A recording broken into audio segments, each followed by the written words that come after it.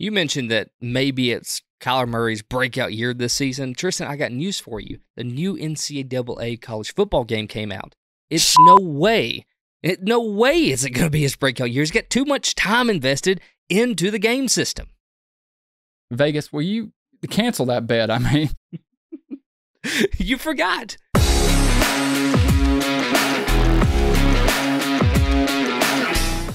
Welcome in, Sports Bluff family. We are here for another over-under prediction. We're starting the NFC today, and boy, am I excited because the NFC is fun to talk about. AFC gets a lot of hype because it's more flashy than the NFC, I believe. But you know what I'm most excited about? 18 days. 18 days until the kickoff starts for NFL. Even less than that for college if you're a college fan out there. Tristan, how are you tonight, man? How are you? Man, I'm doing great. I am ready to talk some football. I'm with you. I'm ready to talk about the NFC because while the AFC is a little bit flashier and there's a lot of good teams, it feels like the NFC, there's more teams that could make deep runs. It's more wide open because I just don't know what to expect. There's so many teams that have young quarterbacks. We hope these quarterbacks are good and can balance out all that talent that's in the AFC. I hope that's the case. We can all say Caleb Williams in the preseason looks pretty good, doesn't he? Doesn't look too bad, does he? You know who throwing else off looks platform 30-yard dimes. Look, Bo Nix. I sent you a post earlier, man. And unfortunately, we recorded our Denver episode before he played the preseason games. Yeah, that's not on us, okay? They didn't check in with us when we were recording our shows. But I'll tell you this, it may be the biggest surprise of the preseason for me that Bo Nix is doing as good. I mean, he's throwing back-footed, he's throwing off kilter, he's throwing in pressure. Like, he's making these throws, man, and he looks great. He really started to shine at Oregon, way more so than he did at Auburn. Oh yeah. It felt Auburn like was terrible when he was there. It felt like he was in college for like 9 years, and he may have been. Well, it was because of the whole COVID thing. A lot of those guys that were coming out, they stuck because of COVID, got to play longer, extended eligibility. That was a tough one.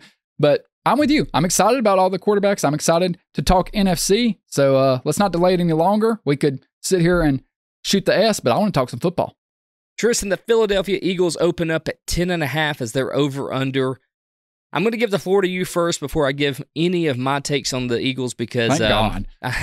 I know. I don't do it enough, so I figured let's change it up. Let's let you talk a little bit now. That's what everyone says. That Tristan guy just doesn't talk enough. Right. Read our comments. You'll see that. Okay, so Eagles, 10.5.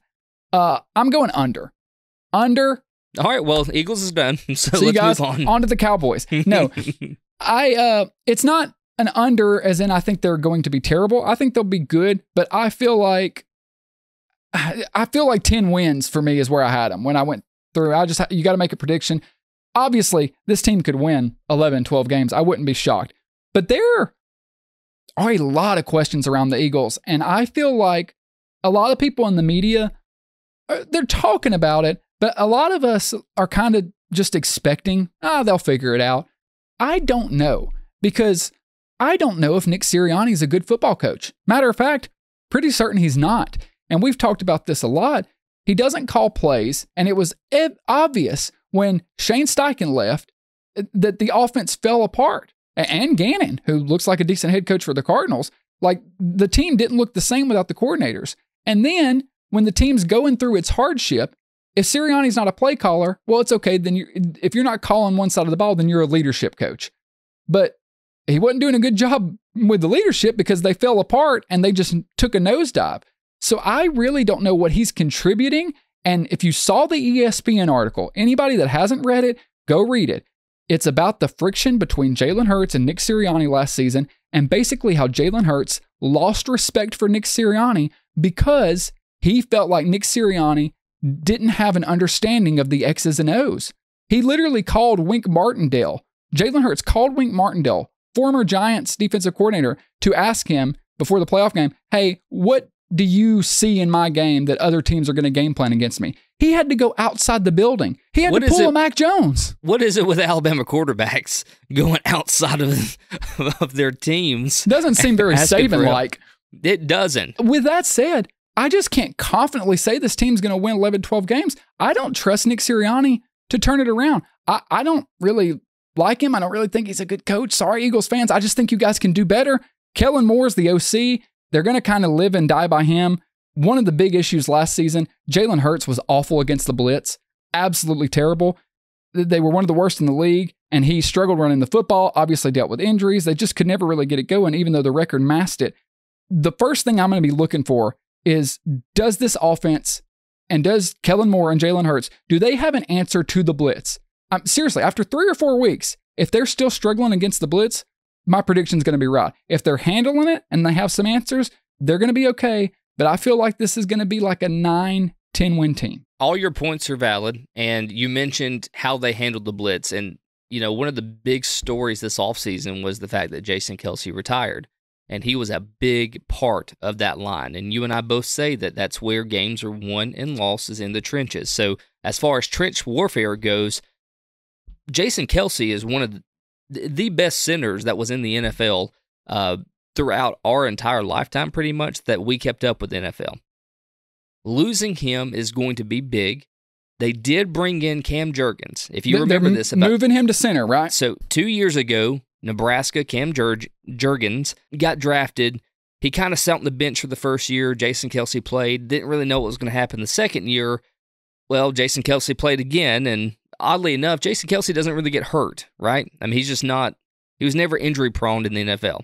Jurgens played next to him, which was the best thing that could have happened because he just absorbed everything that Jason Kelce did while he was under center. I think that Cam Jurgens, he's come out and said that he's really not trying to replace Jason Kelce because you can't do that. No, it's not possible. But you can try to duplicate him. And so if he's able to do that, I think this line has a good shot. If he takes that leadership position on the line and actually, steps into that role, doesn't get timid, is able to be quick on his feet, quick off the ball, I think they have a good shot at holding up. And I'll say this to your point, you were talking about the defense and the offense both took kind of a step back last year. I mean, they still finished 6th overall in offense and 13th overall in defense. So even taking a step back, they didn't do too bad. I think that Kellen Moore is going to help them out a little bit here, and I hope that all the reins are just given to him, Kellen Moore, for this offense. Oh, they'll have to be. Nick Sirianni knows he can't interfere. I hope. That's my hope. Yeah. If they do that, I am taking the over. So I'm going to still take the over, and I also think that we'll talk about the other teams here in a minute, but I think a couple of teams in the same division has taken a step back, and as you know how the schedule goes, you're going to play a couple of those teams anyway. So I think that the Eagles find at least one, possibly 2 more wins than they did last year. I have them going about 11-6 or 12-5. Okay. I mean, it's very possible. That's probably the most likely position. I've just got to, there's too many questions. I'm actually, as you mentioned, Jurgens moving to center. I'm not worried about him at center. I'm worried about replacing him at guard. Like, I feel like Jurgens is going to do a good job at center. I just wonder about the guard position. But I also, a little thing no one's talking about, the defensive line, which has been like the dominant force for the Eagles, it is thinner this year than it has been. Like, they've got some, good players, but a lot of them are young, and they haven't contributed to a full 17-game season yet successfully. So we're going to have to see if some of those young guys can stand up. They did address the secondary. They did good in the draft. They've got a good roster. A lot of it comes down to Kellen Moore, and a lot of it comes down to Sirianni kind of getting out of the way. We'll see. All right, Tristan, let's talk about the best team to talk about in the NFC. It's the Dallas Cowboys. I'm sorry, the Jerry Jones Cowboys. All in. They opened up at 9.5. All in. They went 12-5 last year. They opened up at 9.5 now. But biggest story, really, to me, besides the CeeDee Lamb stuff, and you could talk about that if you want to. I refuse to. He's going to eventually sign to the Cowboys. He has nowhere else to go. Number one, they can't not sign him. Yeah, they have to have him. But the offseason in general has been abysmal. I mean, it's just been bad. They lost some really big starters. So Dan Quinn went over to the Commanders to be the head coach. He took like the entire defense with him. And now they've lost all these big-time positional players on defense, which is hurting them. And then they also lost Pollard. But don't worry, Ezekiel Elliott's here. I'm gonna redo my Gabe Davis story like I did last week. Ezekiel Elliott's here. Don't worry, everybody. He's fine. He's still in his prime. He can handle being the workhorse running back in the NFL current day. No problem at all. What in the world are the Dallas Cowboys going to do this season, Tristan? I am maybe not as excited downtrodden? about... Yeah, I mean, it's not that I'm not downtrodden. I'm going to take the over because I think... Okay. You just getting burned. Do you just want me to light you up on fire? I feel like the roster is too good to win only 9 games. And look, here, let's address one thing too. We used to make fun of him a lot. It would kind of stop because it's obvious. Mike McCarthy's a good football coach. Yes, he has his problems, but at a certain point, it's like, well, the dude has literally won 10 to 14 games every single career, year. He did it with Favre. He did it with Rodgers. He does it with Dak. Yeah, they kind of collapse in the playoffs. That's not all on McCarthy. Say what you will about him. Say what you will about clock management. The guy can call an offense. We saw last year, he took over play calling duties. We questioned what that would look like. It looked better. The Cowboys looked great with him calling plays. It was one of the best offenses in the league. Dak had the best regular season year of his career.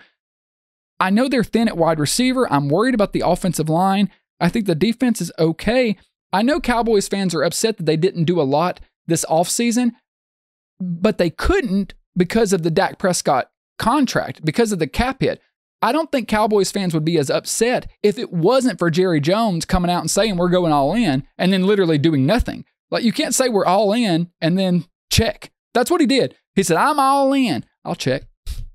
Actually, that'll get you thrown out of a poker tournament. Or they'll say, no, you've got to be all in. Your first move is the move that you have to commit to. So I think McCarthy's a good coach. I think they're going to not be as productive as they were last season, but ultimately their roster's too good and their schedule lines up well enough to where there's no way I see them winning only 9 games. I really think 10 is the floor for them. I think they win the division because the division's tighter, but I think they're 10-7, 11-6. All right. I mean, I'm going to take the over too, but I just want to give you a hard time about it. Now, would it surprise me if they went, if they only win 9 games? No, it wouldn't. Now, if they win any less than 9 games, then I am kind of shocked. But what we're asking here is, by the way, just want to point out, they did have a questionable draft. It was a very weird draft for them. Didn't understand some of those moves. They jumped some people to get other, and I just didn't get it, but whatever. Micah Parsons, Dak Prescott. Micah Parsons is always a beast. Was, is, always will be, in my opinion. And last year, he was terrific. Dak Prescott didn't have a bad season last year. He was okay. Well, he had a great regular season. It's just, it's weighed unevenly because of the playoff collapse. Playoffs, right. And all the time, right? So are we going to see again where Micah Parsons and Dak Prescott have to become the 2 cornerstones Absolutely. For which this team relies on to make it, to either win a division, get a wild card, get in the playoffs, whatever you want to say? Yes. Is it because of them too? Yes, 100%. It has to be. It has to be. I mean, they have enough players around. I don't love the running back situation. Some people are saying 5-alarm fire with having Ezekiel Elliott. I'm not that bad, but I'm pretty concerned about it. But it's like, we're here now, so I guess we'll deal with it. And the wide receiver room's thin. That's why they need to, make CeeDee Lamb happy. They need to go ahead and sign him, Micah. Why they haven't re-signed Micah and CeeDee Lamb and then address the Dak situation is beyond me. But I agree with you. Micah and Dak have to be the leaders of this team. Dak has to have a really, really good regular season. Look, this is just over-under of the regular season. We're not talking about what they're going to do in the playoffs. I think they'll probably do what they always do, lose in the playoffs. But I think they'll still win 10 games because the leadership, the team, the core is still there, and it's enough to carry them to 10 wins for me. I'll say one more thing, and we can move on. While Ezekiel Elliott is the starting running back, which I do not agree with, and I honestly believe that we could see him be out as the number 1 guy, early in the season, you have Royce Freeman back there. Yeah. And I think Royce Freeman could actually step up and become that lead back, that workhorse, and maybe use Zeke in those red zone situations. I agree. And try to get him to score touchdowns. All that being said, the reason I'm taking the over is because you answered my question. Micah Parsons, Dak Prescott, they're the cornerstones. Those two guys haven't gone anywhere. They're still going to be there. And I still think that they know how to play football. I don't think they've forgotten this offseason. So with that, I think that takes them well over 9.5 wins. Worst team, but still good enough to win 10 games. There you go. The New York Giants open up at 6.5 while only going 6-11 last season. According to Vegas, not much has changed, but I will tell you one thing that has changed, and that is the overall feeling in the Giants locker room. I do not think that people have the same confidence. Matter of fact, I know they don't have the same confidence in Daniel Jones that they did 2 years ago when he had a great season that earned him the money. Ever since then, it's been a very rocky road for Daniel Jones, Brian Daboll, and the entire Giants organization. So I looked up a couple stats. Did you know that Daniel Jones hasn't passed 15 touchdowns in any single season he's played in the NFL? I did know that. Did you know that they have finished at or near the bottom of offensive rankings for the last 4 years? I didn't know that, but of course. They are like the bottom of the bottom on every category that you could possibly throw out there. And they went and paid an average quarterback based off of a one-season performance a lot of money. But that's done. And now, I know that's done. But I'm just saying, I'm going back and bringing up receipts. Now you're living with here. it. Yeah. We got the receipts. I'm pulling them out. So at what point is John Mara going to give his input? Because, you know, in the offseason, he kind of gave the front office free reign to do whatever they wanted in the draft, whatever they wanted to do in free agency. He didn't want to let Barkley go. No, he didn't. He wanted him to keep Barkley. He's upset they didn't pay Barkley. Yeah, well, okay. So being the president, CEO, co-owner of the team, when are you going to step in and put your foot down and either clear house in the front office or start making the decisions yourself? I think it'll be probably around November, December 2024. He's gonna pack bags. when they're like 2-8. Yeah, because the only way, and I don't know about Daboll. There's a chance Daboll can survive it, but usually in these situations, the GM and the coach are tied together. I'm taking the under. I'm taking under 6.5. I think 5 or 6 wins is where they are going to land, and I think it's enough to get Joe Shane fired, and I think Daboll's probably going to go with him. For the Giants to get over here, a steamroller would have to come to every other team they played this entire season and run over every starting position player. That's what would have to happen if they wanted to go over. There's no way they get over 6.5 wins. There's no way. I agree, because they added Malik Neighbors, and we're like, okay, yay. But what a waste of talent. You still have to have time to throw. And the offensive line, like, I just don't trust that it's going to be better. Maybe it'll be a little better, but it's been so bad. And let's be honest, we're recording this August 18th. Daniel Jones has looked rough in the preseason. He's looked rough. And I've been I don't want to say defender of Daniel Jones, but I've just been honest. I feel like all of the blame gets put on him. And I've just wanted to say, well, what do you expect any quarterback to do behind that offensive line? You know what I mean? The offensive line has been so freaking bad. He was running for his life constantly. He couldn't do much, and then he got injured. But when you're already a mediocre quarterback and then you're put behind that line, you really can't do anything. And they add him Malik Neighbors as if getting him a weapon's going to help. Okay, great, we can throw some 50-50 balls, but I don't think it's going to be enough. I do think the defense got better. I know some people were, even you, I think, were not crazy about the Burns trade and paying him so much money, because when you need other things, I kind of agree with you, but at least it will make that front awesome. You know, their defensive line is going to be great with Thibodeau, Lawrence, Burns. Their defense is not terrible. I mean, their secondary is not good, but the linebackers, that's okay.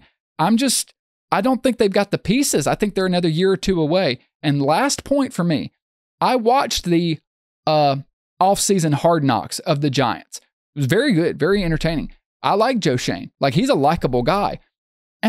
But what they seem to do, and I think Michael Lombardi talked about this actually. He said, they're not building a team based on identity. They're just picking, Malik Neighbors will be available, we're taking him.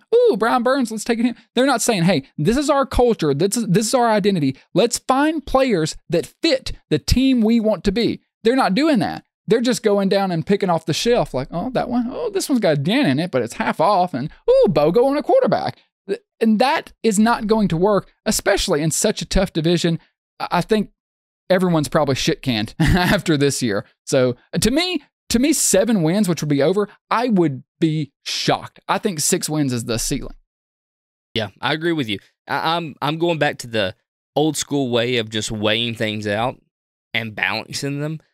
When you look at what they lost versus what they gained, it's so lopsided. You lost Leonard Williams. You lost Paris Campbell, Saquon Barkley, Tyrod Taylor, which was a decent backup quarterback. You got Drew Lock now, but whatever. And then you also lost Xavier McKinney, which is that's a big part of your secondary. And so you haven't added to, you added Jalen Mills, Isaiah Simmons, but like what you lost versus what you've gained isn't enough to tell me that this is going to be anything better than what you finished out last year, which, by the way, defensively, they finished 27th overall according to PFF. Not great. Not great at all. So with that, you went 6-11 last year. I see you going like 4-5 wins this entire season. I don't Elegantly think they get. Put. Thank you.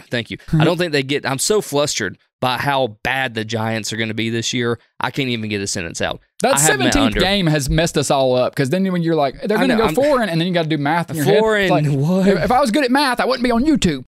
Yeah, right. Anyway, enough Giants. They fluster both of us. Let's move on. The Washington Commanders. They open up at 6.5. Dan Quinn has to have this team doing even better than they did last year because they only won 4 games last year. 4 games. I think Dan Quinn has enough juice left in him to get this team over 6.5. I'm going to go ahead and give you my prediction. I'm going over here. I think they've done a pretty decent job at kind of restructuring this organization because they really needed to. I think Dan Quinn's a really good hire. I like Dan Quinn. I know that he gets not a great track record at being Atlanta.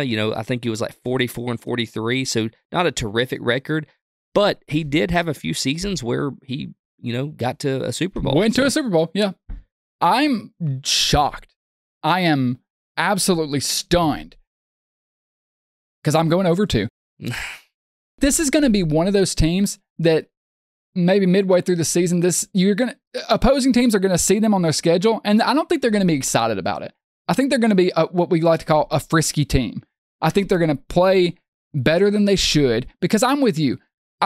Dan Quinn is not like the guy you hire to, if Andy Reid retired, you wouldn't call Dan Quinn, right? But an organization in disarray needing to just lay down a surface. You're just trying to lay down the tile, right? We can build the house later. Let's get the floor in. Not that that's the way you build a house, but for this analogy, let's let it go. Dan Quinn's the guy to do that. I think he can lay down a solid foundation. I know it's not a sexy hire. Yeah, there were probably better hires to be made. Obviously, I would like an offensive coach when you've got a rookie quarterback, but bringing in Cliff Kingsbury is kind of a roll of the dice too, because I'm not a big Kingsbury fan. A lot of people aren't. He didn't do great in Arizona with Kyler Murray. His offensive scheme in the NFL hasn't been very mature. Is he going to be able to deliver and elevate his career? Because it's interesting. Kingsbury is kind of trying to salvage his career. This is his chance at redemption. And if he makes Jaden Daniels look good, because Jaden Daniels is very talented, then he'll get another shot. Absolutely, because he's young. And I think they're going to be good enough to get to 7 wins. Not much over. I'm with you. I think 7, 8 wins, but Jaden Daniels is talented enough. They have pieces. Like they absolutely do. Austin Eckler, pairing him with Robinson, I think that's a good duo. Scary Terry McLaurin, he's gotten like over 1,000 yards for 4 years in a row with literally me and you throwing to him. So you're bringing Jaden Daniels, like that should really get to bring out his talent. And John Dotson had a good year last year. Yep, he sure did. Now, the defense is weaker than it has been because they made the trades. They're going to need some guys on defense to deliver, but I think they've got enough pieces and they're going to be well coached. And I kind of think Jaden Daniels is going to be impressive enough. I'm just worried about him taking hits. He's got to slide. Kid, you got to slide. Please, dear God, slide. So we'll see. I don't have deep analysis. I just think they're going to be better than 6 wins. They're going to be frisky. They're going to be in games they shouldn't be in. They're going to win some games they shouldn't be in. So over for me. Yeah, the defense is going to be kind of where I'm watching this entire season. But like I said earlier, Dan Quinn did bring like half the Cowboys defense with him. So Dan Quinn should elevate him. Yeah. Yeah, I hope so. They brought center Tyler Biadasz and then the defensive end Dorrance Armstrong. That's a big one. That's a big one no one's talking about, both for the Cowboys losing and for Washington. Don't forget Dante Fowler Jr., the edge rusher. So all three of these pieces came from, we followed Quinn over from Dallas. So with Quinn's previous experience with them, I think he's going to be able to kind of revamp this defense. Well, he has to, because they can't finish 30th overall again and expect to go, over 6.5 wins. That just can't happen. So I think that Dan Quinn will have this defense ready come day one. The offense, I think, with Cliff Kingsbury, it should run pretty smooth, or a lot smoother than it did last year. Jaden Daniels is a beast. And then, obviously, as a rookie quarterback, who wouldn't love to throw to Scary Terry and Jahan Dotson all day long? And then also, when you can't hit them, hit the under, hit the Texas route, hit a Will route, toss to Eckler, because he's the best pass-catching running back in the entire league. Bringing in Bobby Wagner and Frankie Louvu, that's a good linebacker duo. So they're not totally, out of talent. This is year one of a rebuild, but I think we're on the same page. I think they've got enough talent and should have a good enough head coach. And one of the things, too, they have hope. Just the fact that they've got the really talented rookie quarterback makes them believe, and belief can go a long way for an organization and a franchise that hasn't had any, in 20 years. So they're going to be frisky. I'm not going to be shocked if they go under, but making the predictions, I think they can get to 7. Real quick recap where we have our NFC East. I have the Cowboys winning the division. I have the Eagles finishing second, maybe getting a wild card or not. I'm not sure yet, probably, but we'll talk about that later. Third, I have the Commanders, and fourth, I have the Giants. Correct me if I'm wrong. You've got it the same, except you have Eagles winning the division, Cowboys second, and then Commanders, Giants. That's right. Interesting. That is how the NFC East is going to play out for both of us. I really thought that we'd have more differences in this division. I really did, but I'm glad to see that we're kind of on the same page, except for the Eagles. I give them about one more game than you do, I think, and that takes me over. So I'm excited to see how the East is going to play out. Let's talk NFC West. Let's start out with the San Francisco 49ers, the team that was second in line to hold up the Lombardi Trophy last year, being defeated by the Chiefs. They were so close, yet so far away. They opened up at 11.5. They finished 12-5 last season. I don't know. I don't know how to feel about the 49ers. I know that the roster's stacked. I know that they're the favorites to win the Super Bowl this year, according to the latest Vegas odds. Vegas loves them. Yeah. They're on their hands and knees. Loves them every year. Yeah. Begging Brock Purdy to come on along and win that Super Bowl. The narrative of Brock Purdy that we talked about all season last year. And to your credit, really, Brock Purdy stepped up in some pretty big games that I didn't think he would be able to do. And I was not on the Brock Purdy train at all. So this season, is the narrative still, is Brock Purdy able to take this team all the way and actually hoist the Lombardi? The real answer that no one wants to hear about that narrative is never going away. He's stuck with it. Because when you're the last pick in the draft, it doesn't matter. Ryan, that narrative should be gone. Let's just take away even anything you've watched. Take away watching him on the field, okay?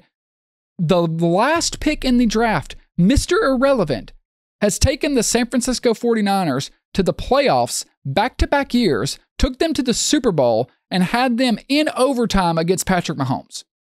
That alone stops but is he a good quarterback?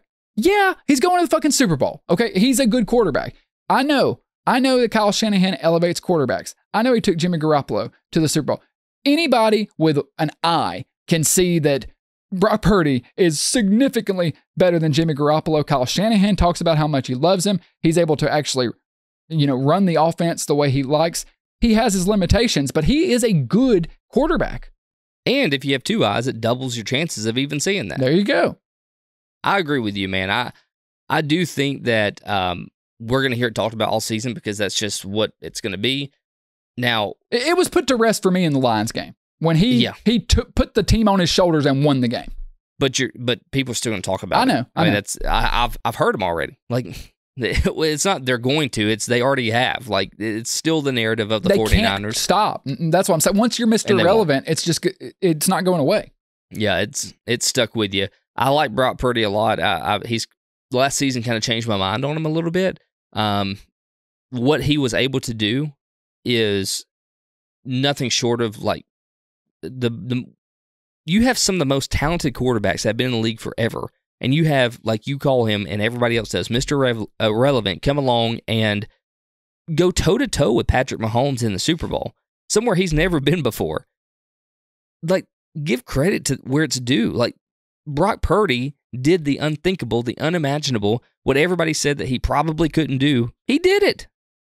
And I'm one of the guys that said he couldn't do it. Of course. But people look at him and they're like, oh, well, he's not Josh Allen or Patrick Mahomes. It's like, okay, but he didn't need to be. There's only like 2 or 3 of those guys. I'm sorry. This is what people aren't talking about enough. He doesn't need to be. Nope. Nobody in the Shanahan offense needs to be a Patrick Mahomes or Josh Allen.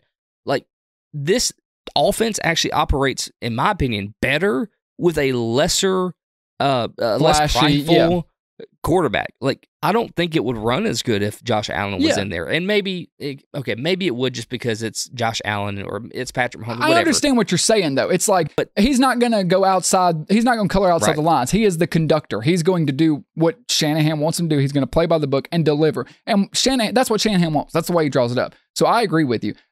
Just to not, because we're spending a lot of time on this, let's actually talk the over-under real quick. 11.5. I agree with you about Purdy, but yeah, people are going to keep talking about it. However, even though I love this team, I think they're a very talented team. Honestly, other than the Chiefs, like, my heart has a special place for the 49ers because I just always loved their uniforms. I love Joe Montana. He was my favorite quarterback until Mahomes, obviously. I'm going to take the under, though. Not because I think they're going to be bad. I think they're going to be good. But I think 11 wins is realistic because it's hard to get back and to keep doing it. And man, making it to the Super Bowl, people forget how long the season is. Grinding through 17 games, the playoffs, all the injuries, everything you go through, all the ups and downs, and getting to the Super Bowl for the second time against the same team and losing in overtime when, maybe your coach made some mistakes, maybe you guys make some mistakes. That's so tough. I don't think a Super Bowl loser has been back to the Super Bowl in I don't have the number off the top of me, 20 years or something. It's been a really long time. They're going to have a good season. They're going to probably win the division. They're definitely going to compete for it. They're going to be in the playoffs. I just think they regress a little bit, not even because anything particular happens. I just think it's natural after going through that kind of season. I think it's a minor step back, 11-10 wins. Still a great team. So there were 4 teams last season that finished with 12 or more wins in both AFC and NFC combined. It doesn't happen too much. There was only one team that went over 12 wins. That was the Ravens with 13. So with that being said, like, statistically, percentage-wise, odds, you would take the under. I'm going to throw a curveball here. I'm going to go over because I think that the 49ers are my favorite to make it back to the Super Bowl. It's hard, again, to strike gold twice, but I think they have a really good shot at doing that. I've looked through all these teams in the NFC, and I still think they are the best team in the NFC. Surely enough, the best roster in the NFC. I agree completely. And I think that they haven't taken too many steps back this offseason. They've lost, Eric Armstead, I believe, and but they've kind of replaced him with a couple of other guys. So Leonard Floyd, Malik Collins. So I think they've kind of supplemented where they've lost some muscle, but I also think that this team has nothing to lose because they already made it as far as they did last season. So I think they're going to be playing with their heart in their sleeve this year. Give me the over. Again, not more than 12 wins, but 12 wins put me at the over. That's where I'm taking them. Let's talk a little Rams football. They open up at 8.5. They finished the season last year 10-7. I'm going to give the floor to you first. Tell me what you think about the Rams this season. I like the Rams a lot. I love them. One of my favorite teams to watch. I love Sean McVay. I think I had him number 2 when I did my top 10 head coaches ranking. If you haven't seen that, I'll link it right here. Go check it out. But a lot of people are concerned about Aaron Donald leaving. That could be an issue. I mean, the defensive line's not going to be as good.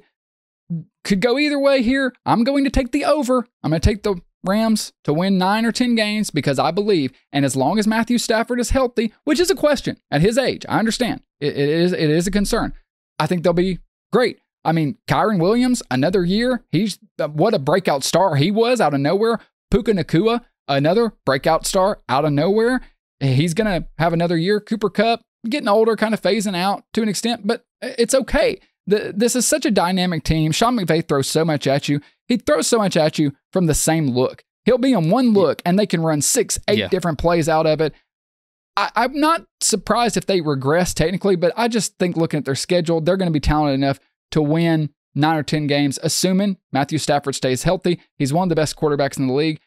I like the Rams, and until they collapse or something happens, I think Sean McVay's got a new light to him. I think he's enlightened. To me, watching interviews with him, it's more about the process and then the result. He just loves forming these bonds and building a team with each other. I think they're going to be a great team. I think they're going to be someone everyone's going to have to deal with to get to the Super Bowl. I agree with you, especially you mentioned Cooper Kupp. He's kind of getting a little older, but he still is good enough where he has to draw some coverage. Of course. And so you can't afford not to cover Cooper Kupp, which is going to give Puka even more opportunity to make some of these big gash plays. Let's not forget that they had a lot of injuries last season, and halfway through the season, they turned on another gear, and they went on a run. They made it to the wild card round where they got beat out by the Lions. Let's not forget what they did. Let's not forget that. Matthew Stafford had him on a hot streak, and I am under the belief that that hot streak is going to keep rolling into 2024. I have them over here too, not too far. I think 10-7 is another, I think they repeat maybe what they did last season. I wouldn't be surprised. But you mentioned they lost Aaron Donald. That is going to be a problem. However, they did backfill that with a couple of pieces, so to just kind of help the defense, kind of bolster up the defense a little bit. Tre'Davious White from Buffalo, my guy that I'm going to miss a little bit. He went over there. Darius Williams from Jacksonville. And look, they also brought in, you got to remember, Tyler Higbee is, I think he tore his ACL, if I'm not mistaken. And part of their gameplay is their running game, right, with Kyron Williams. You need a blocking tight end. So they brought in Colby Parkinson, and I think he's going to be able to backfill that gap while Higbee's gone. And I think that you're going to have a really, really on fire, ready to go offense, as long as Matthew Stafford's able to stay healthy. He's done everything that you could possibly do as a quarterback. I have a lot of faith in the Rams. Give me the over all day long. The Arizona Cardinals open up at 7.5 after coming off a terrible 4-13 season last year. Kyler Murray's finally healthy, we hope. What say you, Tristan?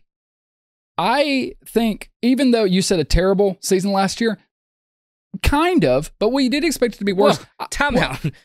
No. You can't say 4-13 is kind of a terrible season. It's an awful season. Yeah, but when you lose Kyler Murray and you bring in a coach that everyone was literally the laughing stock of the league in preseason, they won 4 games and they were tough. Like, they beat the Cowboys. They were in games. They didn't roll over and die. I think the biggest surprise of last season was Gannon turning out to be a good football coach. They play hard for him. They believe in him. I thought, I was laughing at the hire. I was like, what a dumb hire. That's why I'm talking into a microphone, okay? And they're making decisions because it seems to be a good football coach. Kyler Murray is going to be back. He's going to be healthy this year. Is he going to finally have his breakout year? I don't know, but he's got Marvin Harrison, which is obviously a big addition. They have a lot of good stuff. Trey McBride, I think, came on. He's one of my favorite players. He's one of the players I'm most excited to watch this season. I really keep my eye on him because I think he could just really break out. Michael Wilson alongside Trey Benson, rookie halfback, that I think is going to kind of be good. Work in with James Conner, who is even still always awesome. I think he had over 1,000 yards last year. They are possibly going to start up to 4 rookies. That can be concerning. I'm not under any illusion that this team's going to win the Super Bowl. I'm not under any illusion they're going to make deep playoff runs. Matter of fact, I'm going to take the under, but barely. I think they're going to win 7 games. Maybe I think 6 is the floor. This should be the step to them building, just because the roster's still depleted. They don't have a lot of talent on defense. It's a little better than last year, but not much. Offensive line still needs work. They need Paris Johnson to do better at left tackle. This is his second year. They got a lot of things that just aren't good enough to win 8-9 games. But I think with the additions, with the coach, with Kyler Murray, they're going to be one of those frisky teams that I think can win 7 games. So under, but I feel positive about the team, if that makes sense. You mentioned that maybe it's Kyler Murray's breakout year this season. Tristan, I got news for you. The new NCAA college football game came out. It's no way is it going to be his breakout year. He's got too much time invested into the game system. Vegas, will you cancel that bet? I mean, you forgot. You forgot. I can't believe you forgot that, because we all know that faith in Kyler Murray is not there for me. Over or under? Under. Everybody knows that on this show, if you've been listening for more than 2 years. But I threw my hands up like I didn't pick under too. You agree with it. I went through the schedule, and the schedule's tough. It's really tough. And I struggled to find more than 6 wins. I gave them an extra win, I think, against the Commanders, which I think that the Commanders are capable of beating them. I think this team is really young everywhere else besides the quarterback, and I think that the quarterback, it's just, you know how I feel about him. I understand. You were right about him. You said don't pay him. Their first 6 games, at Bills, Rams, Lions, Commanders, at 49ers, at Packers. I mean, I thought you were supposed to get a schedule according to how good or bad you were last year. They gave them a first-place schedule. Like somebody's screwing the Cardinals. Look, I hope that the Cardinals I hope they do better. How many games do you think they're going to win? 7. Okay, so you're with me. Okay. I'm right there with you. Like I said, I've struggled to find 6 wins. I gave them 7 because I gave them the Commanders game, which I think that they really have a good shot at losing. But I'm under the notion that I hope every NFL team does good, because that just makes for a better season for everybody. Right. The people in the YouTube comments, that's not what they think we think. Oh, no, they're the fanboys everywhere, fangirls too even. So I'm not so tied to my team that I can't admit fault, and I'm not too tied to my team to hope that every other NFL team does good, because I love football, man. That's why we talk into microphones. It's not because we're a Bills fan or a Chiefs fan. It's because we love the game of football. We just like storylines. I hope everybody stays healthy. I hope everybody plays well, because when NFL has the best talent in the world coming to play a game that's surrounded by a leather-covered ball, you have no better television to watch on any given Sunday, Monday, or Thursday night. Agreed. It is the best television product in the world, in the country. I mean, it's fantastic. That's the reason the ratings are through the roof, and it just keeps going up, whether the Cardinals are good or not. But I still have the Cardinals going under, and Kyler Murray sucks. Anyway, let's move on. Me too, but I'm optimistic about it. The Seattle Seahawks open up at 7.5. They finished the season last year 9-8. Mike Macdonald has taken over as head coach. Biggest loss this offseason has to be Bobby Wagner. I'm going to kick it to you first and tell me what you think about this bunch of Hawks. You said 9-8 last year. God, it felt worse than that. A lot of people wonder why Pete Carroll got fired. Pete Carroll was a defensive guy, and this defense has been bad for a long time. We talked about that in a previous episode. I think Mike Macdonald immediately makes that unit better. The vibes from training camp talk about how different it is, how physical it is. Almost like he wants them to have fights and scuffle. He wants these guys to be mean. We saw what he did with the Baltimore defense.